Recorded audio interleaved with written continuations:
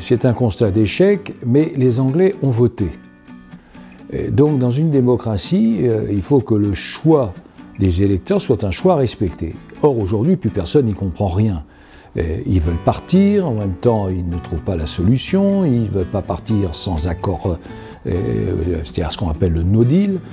Donc on y comprend. Il y a une réalité qui doit d'ailleurs faire méditer ceux qui, en France, disent ouvertement qu'ils souhaitent le départ de l'Union européenne, ou alors ne le disent plus ouvertement, habillent tout cela de nouveaux mots, mais qui en réalité n'en pensent pas moins. Et il y a des familles politiques qui sont anti-européennes, même si elles sont, campagne électorale oblige, beaucoup plus prudentes. Mais la réalité, c'est très simple, c'est que le Royaume-Uni doit en réalité autour de 50 milliards d'euros pour assumer les frais de son départ, que chaque foyer britannique, cela lui coûte aujourd'hui de l'ordre de 1 000 euros, 900 à 1 000 euros par foyer, c'est déjà le coût du Brexit, que l'estimation qui est faite par le Trésor britannique, c'est par foyer aussi, c'est une moyenne, sur l'année, ça sera sans doute de l'ordre de 5 000 euros, et une baisse de croissance, et les investissements industriels, par exemple dans l'automobile, qui ont baissé de 30%.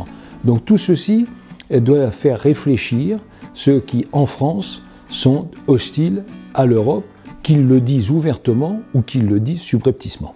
Oui, il y avait d'abord une tradition britannique. Il faut se souvenir de Winston Churchill qui, au lendemain de la guerre, lançait un vibrant appel « Debout l'Europe ». Ça, c'était la partie positive. Puis il continue un peu plus loin en disant « Sans nous ». C'est à peu près ça l'idée.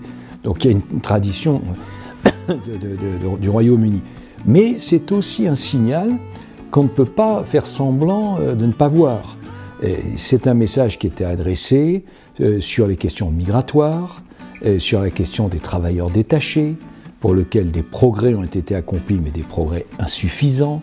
Et donc tout ceci, nous devons aussi l'intégrer et être capables d'apporter des réponses. Parce qu'elle a cru, peut-être naïvement, que on pourrait accueillir, absorber, intégrer rapidement, alors que le nombre était en lui-même un obstacle. Et par exemple, un an après, il n'y avait que le quart de ceux qui étaient arrivés en Allemagne l'année précédente et qui avaient pu trouver un emploi. Les 3/4 étaient toujours sans emploi et donc sous le régime de la redistribution sociale.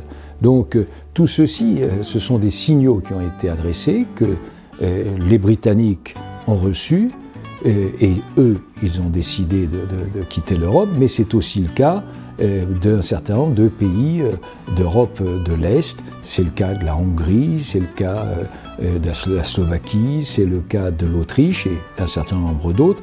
Nous ne devons pas faire comme si le défi migratoire n'existait pas.